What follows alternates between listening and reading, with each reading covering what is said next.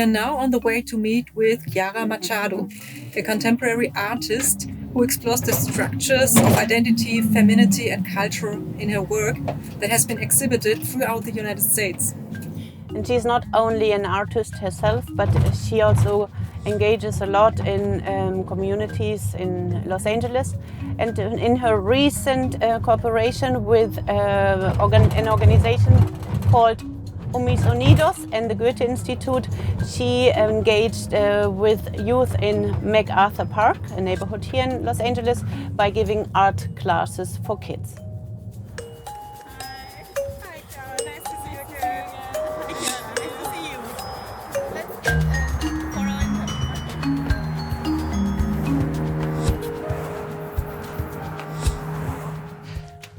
So welcome, KIARA. It's so good to have you here. Thank you. Thank you for having me. Yeah, we're happy that you're here. Would you start by introducing yourself, please? Yeah, so my name is KIARA Machado, and I'm a visual artist, mainly working with paintings, and really love to get involved. They're very natural for me to be a part of the community and do any way of like collaborating with folks. Would you see yourself more like an artist or like an activist? I think both go hand in hand for me, especially since a lot of my work is talking about very either heavy issues or things that are contemporary that are currently going on. So I think that at least for myself, both go hand in hand or very much in balance of each other and very much present both ways. KIARA, could you describe your recent cooperation, your recent workshops that you had with some of the youth? Yeah, so I had the beautiful opportunity of being able to work with the youth from Unidos, and we did a couple workshops throughout the summer, kind of like sporadic, a little bit spread out, which also helped to develop a type of like relationship with the youth, you know, not just like the first time, but the second time and third time, and then after that of kind of to get to know the youth and just provide materials for them to work and be creative in however they wanted to use those materials. Mm-hmm. You mentioned Unidos. Can you describe this group a little? Unidos, I was first introduced to them maybe about a year ago, and then a couple months either after that, we began to have a conversation of how to collaborate or wanting to do something in collaboration. But they do a lot of work with formerly incarcerated folks who are incarcerated, or an extension, you know, of knowing somebody who's been incarcerated, and also teaching like the youth skills or providing opportunities and experiences that maybe otherwise wouldn't be as accessible to them. Yeah. Where did the youth come from that visited your workshops? Yeah, so all the youth are from this area, which is where we're driving around near Beverly here in MacArthur Park. So a lot of the youth are around here, especially since we had the workshops close to here, because again, that was just very much more accessible. Mm-hmm. And it was also really good that most of them have been with Unidos for either a couple of years, sometimes some of them it was like their first time going there, being with them. And I think FREDID was amazing to work with because he had such a close relationship with the youth. So obviously somebody was there with an established like rapport versus me just like coming in, you know, and not really knowing anything about them and stuff, and kind of building that. So that was a really good balance. Mm-hmm. Yeah. And in which way do you think arts and culture are important for those kids? I think it's very important. It's therapeutic, and it's a way of showing them that, one, in any type of arts, it's accessible, which I think is something that's very important that I didn't really see growing up, of being able to see an artist as like an actual career. And it also shows resistance, maybe in some things that, you know, different age groups, right? Being a little shy, or, you know, not being as open, or going through things that maybe they think are very isolating. Maybe the arts will provide that, where they can be like, okay, this is where I can express myself, you know, and really develop that over the years, or even if it's just to kind of pass the time or de-stress or something. I think that's why it's so important, because it's just very much reflective of how you process things, and another form of being able to show what you're feeling or what you want to put out into the world. So these are psychological reasons. Are there also political or societal reasons? Do you see? Yeah, I also see, the arts being very much a form of resistance to, with art materials also being incredibly expensive too, right? Or who has access to like economic, if you want to work with certain types of materials that are too expensive, but you want to create. So I think that too, right, is that art can be done and should be done by anybody, and it shows also, in what you paint or sing about or act about is very, very important. And I see the arts as a very, very much resistance. Mm-hmm. When you look back to this experience with the kids, how would you describe the role that trust plays in your work, in your workshops? Yeah, it was a very beautiful and experience that I will forever cherish. I think that the youth, it's very important, I think, because the youth are the next generation, right? So, and with building that trust of, being aware of the language that I'm using, right? Not self-deprecating on, this drawing's really bad. And then for them to look at it and be like, well, that's how I draw.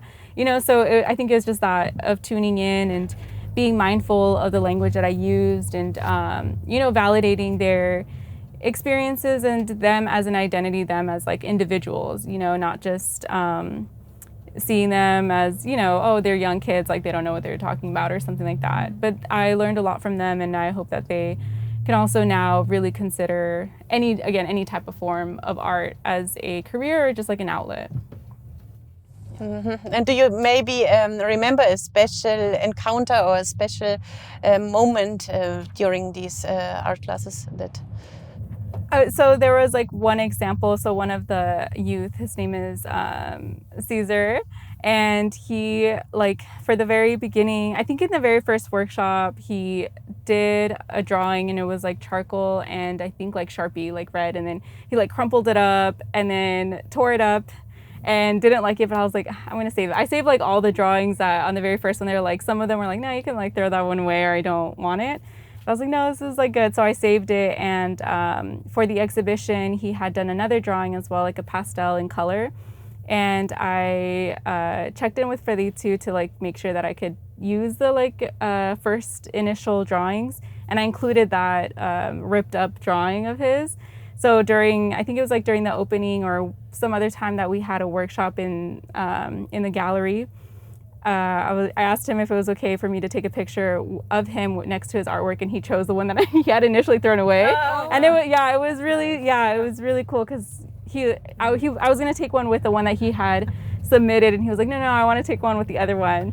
So that was really cool. I think it was just seeing that of like, see, like, even though you threw it away, because it was a really beautiful piece, there was texture to it. Mm-hmm. It broke up the, rigidity of the, plane. So yeah, that was really cool to see, I think, like, of afterwards, being proud of that piece. Yes. Yeah. That's really nice. And do you think that art has the power also to change the way a neighborhood is, structured, or the sense of belonging can change the sense of belonging in this neighborhood? Yeah. I think, with redlining or how things are painted, or even with gentrification, there's a certain type of way a building is built that, that rent is gonna cause like the houses around or the apartments around to go up.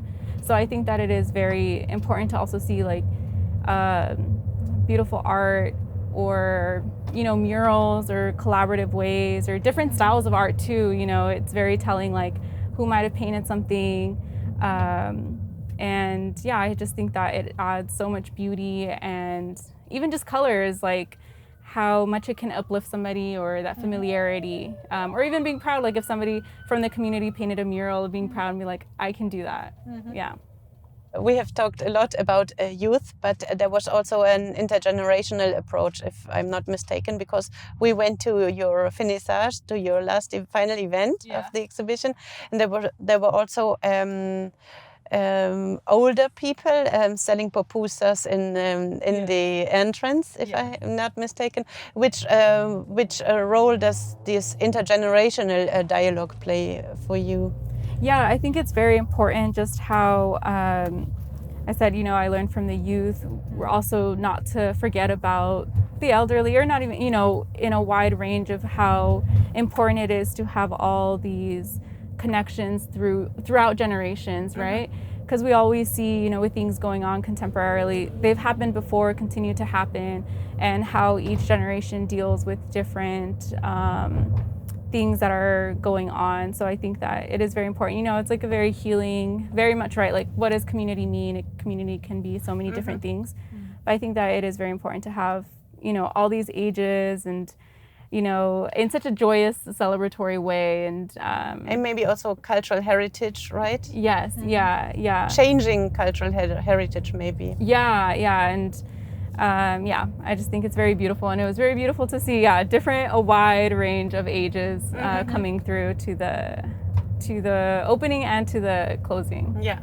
Okay. Has this kind of work influenced your art style?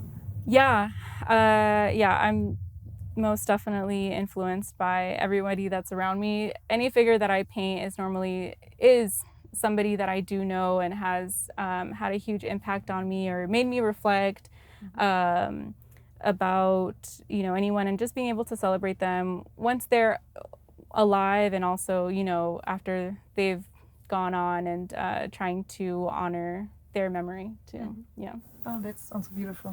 Thank you. Thank you so much, KIARA. Is there anything that you would love to share that we didn't address so far? I think we covered a lot of things, intergenerational youth, art being therapeutic. Just thank you for taking the time to drive me around MacArthur. We thank you for sharing your stories and insights. Thanks a lot, KIARA, for this interview. Thank you.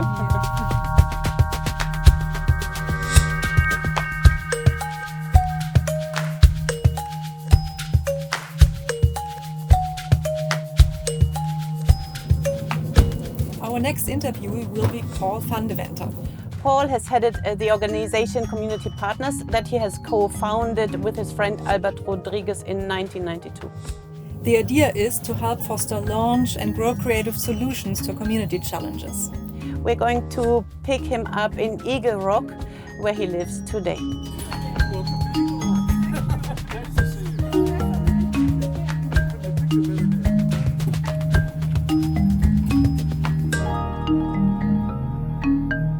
My name is Paul VANDEVENTER, and I came to the knowledge of these folks by way of the organization that I ran for 30 years and retired from recently, called Community Partners.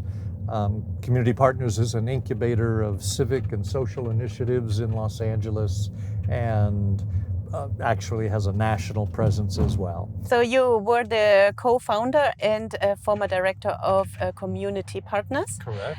And how would you describe to a child what this organization is doing? People who have good ideas for social change, civic action, organizing, policy initiatives routinely came to us, and still come today to the new director, and propose the project that we then extend the sponsorship of our entire organization to, which means we provide all of the services essential to operating except the idea itself. And we leave the idea in the hand of the organizer, the project leader, and they become either successful under our sponsorship, or it's a very cost-effective way to wind down as an organization. And we today, when I left, we had about 1,000 employees, 180 projects, and people from all over Los Angeles and in 17 different states operating projects that we sponsored. So this means that, for example, grassroots organizations who are not experienced in applying for grants, for example, they can come to you and you would support them in those applications and in those administrative processes? You would think it would just be organizations that were not experienced or people not experienced in organizing something. But we got people of all levels of sophistication able to conceive of the idea and who came to us because of the simplicity of our structure. It gave them a great deal of autonomy with their programmatic idea, and it gave them the protection of a nonprofit organization that could handle all of their money, all of their personnel, and back their idea with a good, solid infrastructure. My success as an organization, I believe, comes from the fact that we are knowledgeable and able to guide people to understand where exactly they need to be speaking to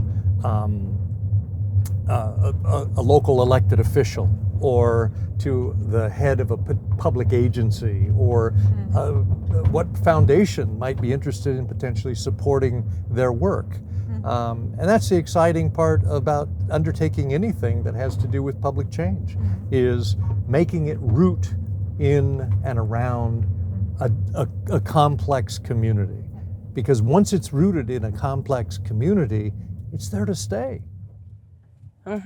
So it's also key to find the appropriate language according to the people you want to talk to, right? Both the appropriate language to talk to, so that you're talking within their understanding of what the world looks like. The world looks different to a business person than it does to an elected official. Or to a nonprofit sector leader. And it's important to understand where they stand in order to help them stand with you. So this is also a psychological moment, a perception. Very much, very much. And if one doesn't go into starting a nonprofit organization or a civic venture with the idea that they're going to have a lot of impact, they're shortchanging themselves and potentially shortchanging the community. How do you understand impact in this way? Impact really has to be understood in human terms. How many lives are touched or changed or bettered by the interaction between the program that the project leader is undertaking and what's happening out in the community. You can't succeed in the nonprofit sector without your prime measurement being in terms of human change. Do you think this is this sort of impact is measurable? It's a complex measure because it not only has to do with the life changed, it's the duration of that change. It's also the change in a sense of power or empowerment that an individual has over their own destiny.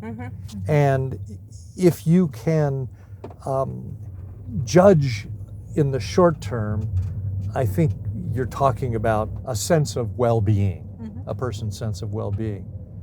But if you're going to judge in the long term, you're talking about a sense of personal power, efficacy, and ability to change and direct the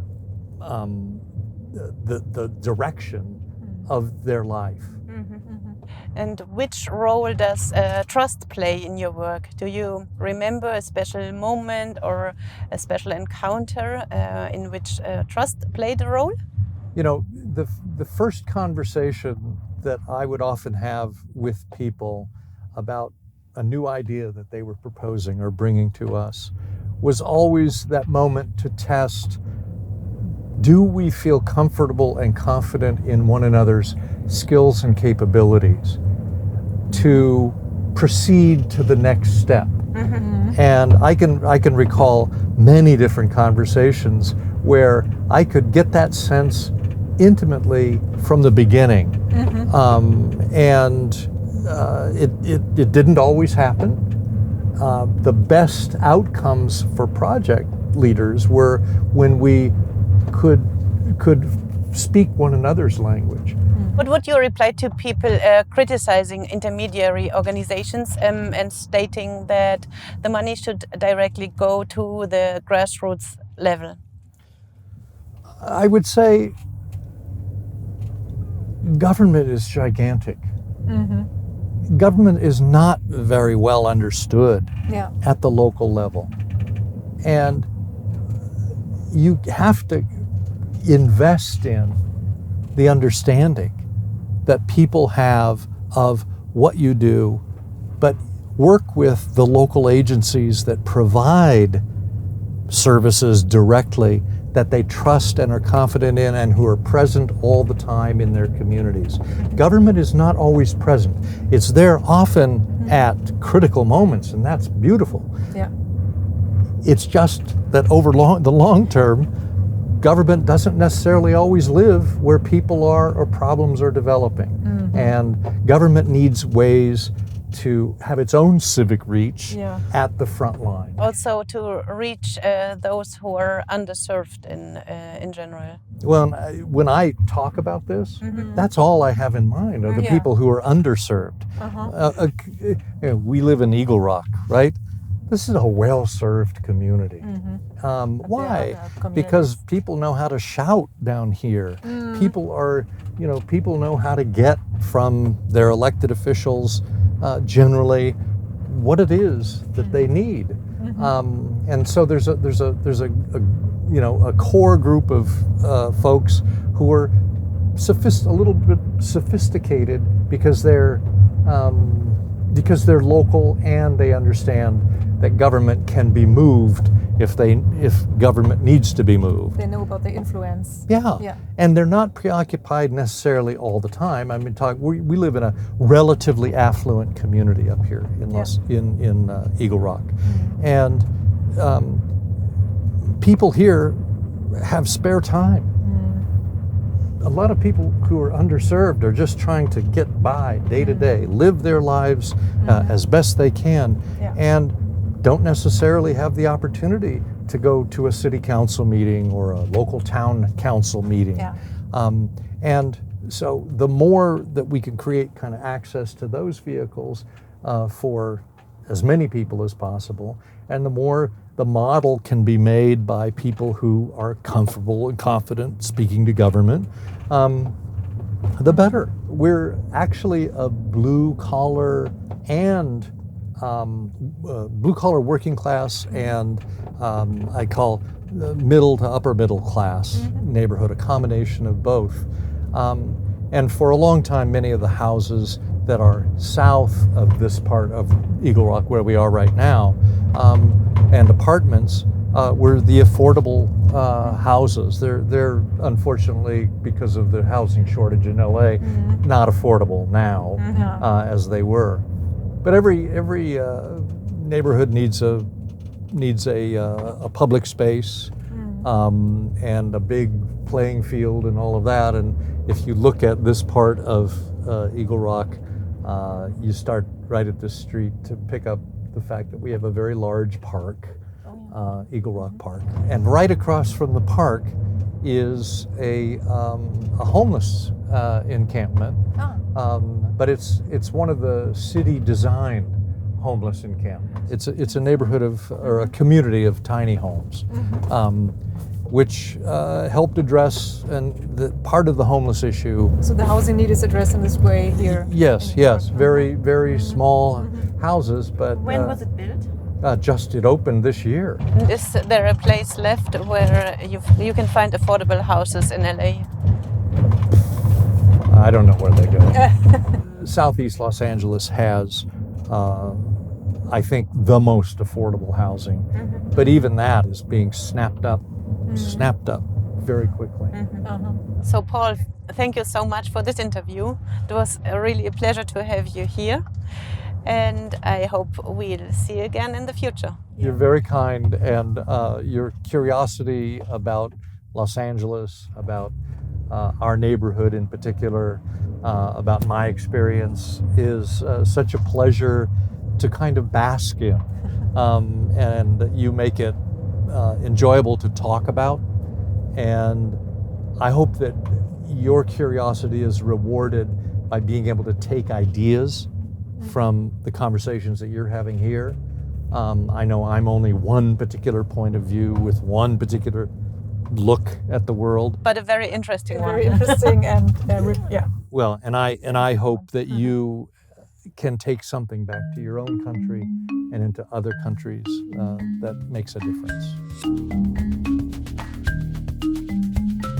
We're now on our way to Legal Union, where we will be in conversation with FREDID Toledo, and I'm delighted to talk to him about his work. And FREDID works for Unidos, an organization that is working in neighborhoods with relatively high crime and violence rates. The mission is to end violence and promote peace in LA Central American communities. And they do this by creating different opportunities and programs as alternatives to crime, drugs and violence, working especially with youth.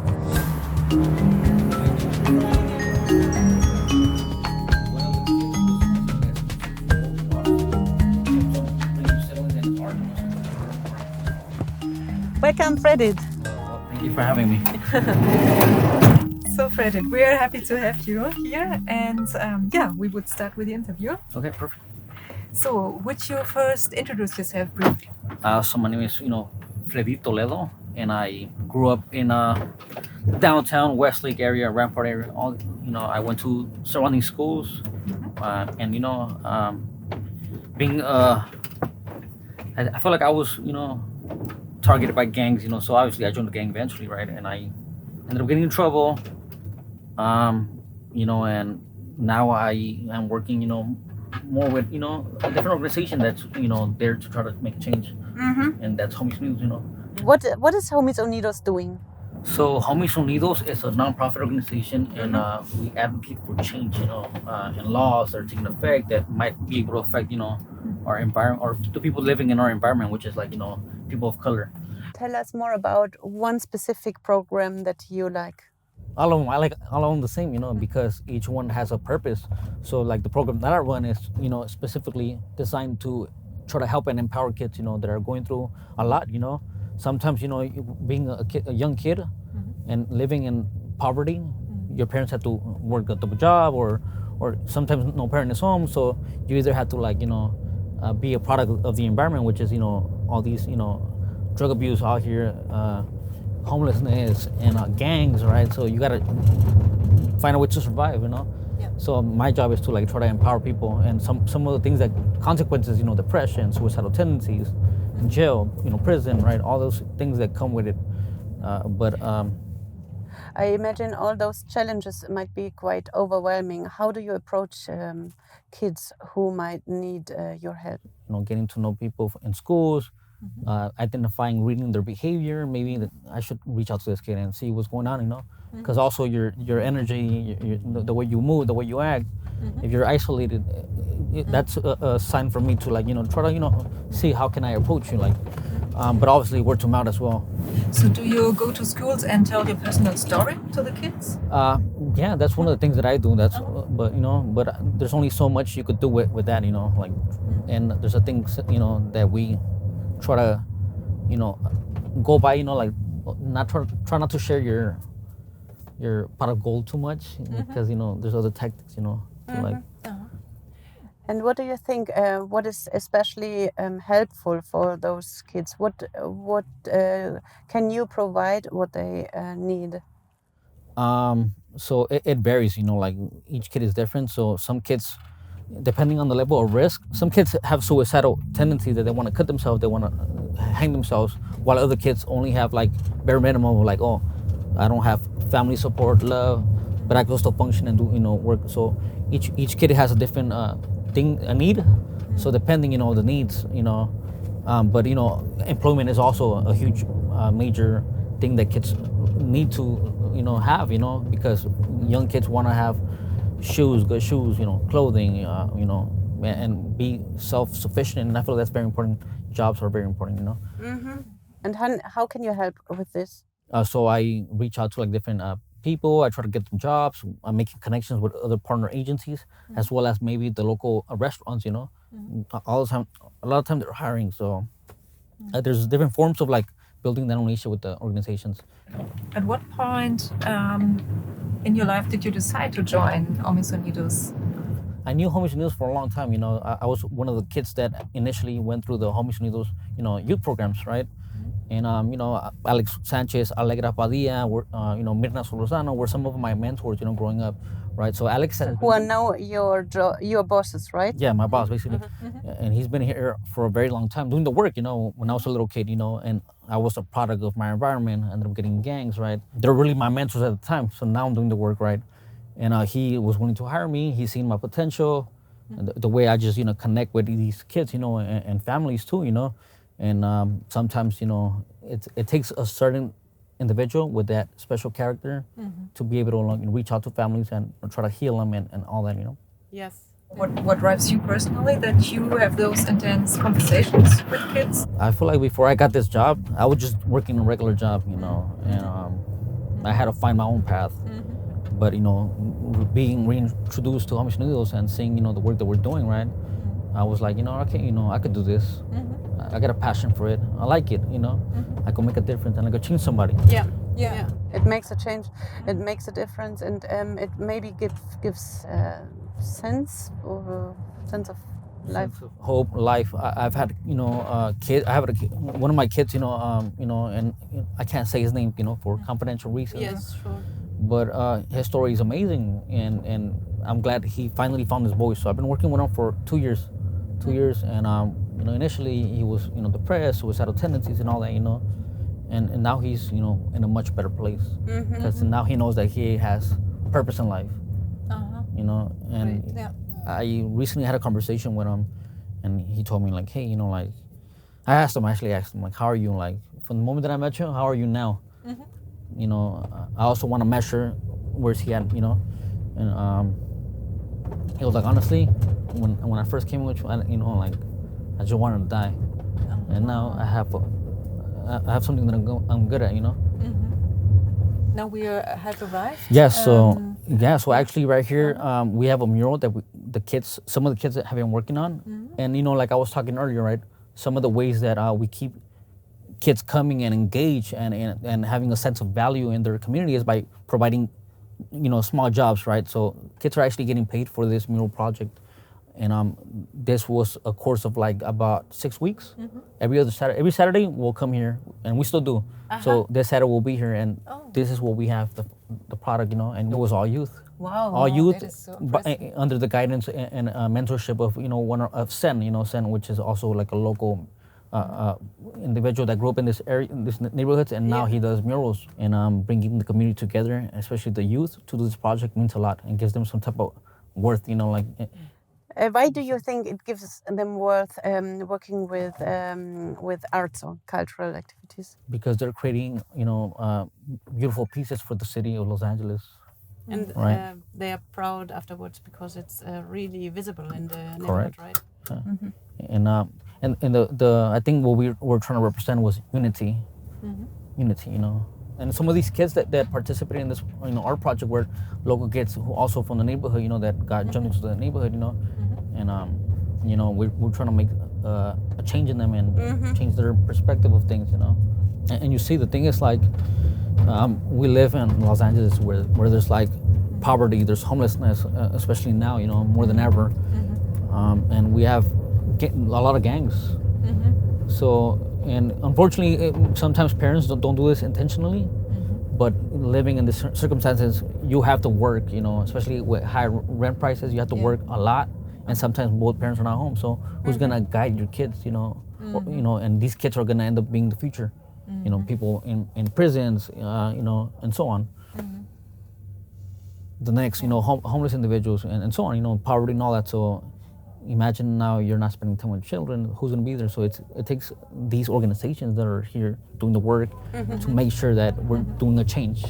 What do you think would be necessary also, maybe from the city, to change the system? So that's where, all these politics come into effect, right? But like, I feel like investing in your community, and you see a Pico Union project, they're beautifying the city by planting trees everywhere. Right, they're just planting, and that brings unity. You see people caring about your environment. Why am I gonna attack? Like, somebody's actually investing. It looks nice, and so on. But paying these organizations to do the work, and actually changing the streets. There's a lot of trash and all that. Like, really investing in these communities because other places don't need it. You go to Beverly Hills, you go like, you know, Westwood, Culver City, the streets are much nicer, and they obviously could reallocate different funding, you know, to serve the city of Los Angeles, you know. But speaking about planting trees, what would you think, what would be needed to scale it up to plant an entire forest? It takes time. It takes time, patience, but you know, it takes a village. It takes a village, right? But you know, word to mouth, you know, like you see somebody just doing it, other people are gonna want to jump and do the work and just volunteer. Like, hey, I want to be part of this project, right? I'm beautifying my city, taking care of my city. You know, I mean, imagine if this looked like Culver City, right? Yes. What would be your vision for the future, for yourself, but also for Omis Unidos? My long-term vision, probably have different organizations all over the, you know, probably that's very useful, right? There's a lot of buildings that are closed and there's nobody in them, you know, more collaborations with like one another as an organization. You know, there's sometimes no communication between each other. Also, imagine you were invited by the city council for one speech. What would you advocate for? Like having some funding for organizations to be able to do beautification, city beautification, and I feel like that's a way that we could all connect with one another. Like, you know, and there's different forms of language too. You know, one of the languages is just, you know, the body movement, right? So I feel like that's, you know, something that'll bring us all together. It'll create jobs for local people, youth, all ages. You know. Is there something we haven't brought up you would like to mention? I'll probably say something for, like, you know, kids out there and youth or anybody, you know. I feel like, you know, my story, I come from, like, you know, a very difficult background. Well, not that difficult, or at least I tend not to think that it's difficult, because sometimes we, like, growing up here, things are normalized. Shooting is normalized. Watching a dead body is normalized. Like, all that is very normal to us, you know, or surviving a drive-by, that's very normal to me, you know, but it might not be to someone else, you know. But, you know, I feel like that's the way I grew up, right? I had jobs, you know, but, like, also having these invisible lines where there's different gangs and, you know, you cannot cross. It's also very difficult because, you know, I could be 13 years old and I know that I cannot cross here because I might get shot just for looking a certain way, or also dealing with, you know, police brutality, you know. I had several times where I had the LAPD also, like, drop me off in the right neighborhood. So imagine all these things are very normalized to you, right? Yeah. And they're very normalized. So, you know, I feel like I overcame all that. I went to jail. I did my time, all that, you know, and I also experienced things in jail, you know, that, you know, are very normalized to me as well, you know, that you witness, and it's like, okay, you know. And that's why I had a speech with this kid the other thing, like, that's not what you want to do. You don't want to be a gangster, because you're going to end up in prison. Like, you think showering a man is very normal to you? Like, is that what you want to do for the rest of your life? Because that's where it's going to go, right?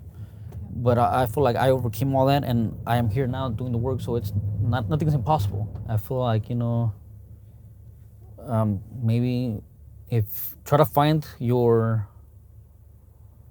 purpose in life. You know, it could be anything, right? Try to find your purpose in life. We all could make a change within each other.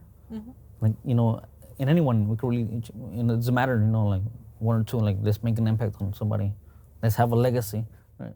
Thank you so much. These are perfect final words. Thank you, Fred.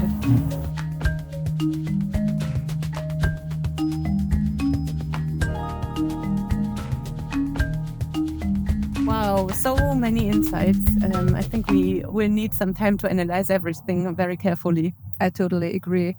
I think we talked to so many engaged people, yet their approaches seem to be very different from each other. But I think we both took notes, and there are some things that already became apparent to us. So, for example, I think that one of the key learnings is that credibility is key. You need to be on the spot, and you need to be there for a long time if you want to be a successful community organizer. Yes, I think reliability is very crucial for an organization, as you mentioned, to be there for a very long time and give the people the feeling that they really can rely on this institution. And what do you think about personal encounters? Seem to be very important as well. Storytelling, listening to people, maybe also those one-on-one interviews as one of the classic approaches of community organizing. I remember what John told us about, and that was very impressive for me, how he approaches people. So I think that is very central, to earn trust. Yes, and also to reach out to new people seems to work best if you do it on an individual level. So really knock on doors and have those long conversations to maybe convince people. This is also what the Imami does, but he does it on a virtual level. Yeah, and very successfully. Yeah. Accessibility, I think, is also key. Accessibility in terms of it's easy for people to get to this organization and to get in touch with the people. I remember that this was, for example, very successful in the final event of Unidos, when they sold posters in the entrance of a gallery, of a cultural spot of the Goethe Institute, so that people who maybe never entered this space felt invited by those posters and by those meals. And I think it's also important to have a feeling of ownership, so to be included in the entire process of creating something. This reminds me also of co-creation and the way solutions are made together with the people from the neighborhood. I also think that it creates the feeling or the sense of belonging that is so very important.